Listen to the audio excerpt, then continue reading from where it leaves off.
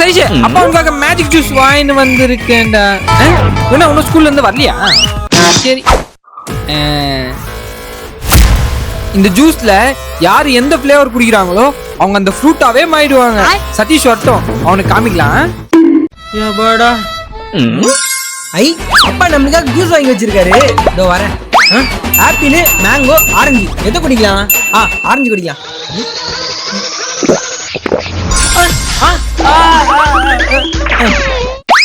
செல்ல குட்டிங்களா, உங்க சதீஷுக்காக லைக் அண்ட் சப்ஸ்கிரைப் பண்ணிக்கோங்க. என்ன சதீஷ் சவுண்ட் கேக்குது? ஒருவேளை ஸ்கூல்ல இருந்து வந்துட்டானோ? என்ன காப்பாத்துப்பா, நான் பழமா மாறிட்டேன்.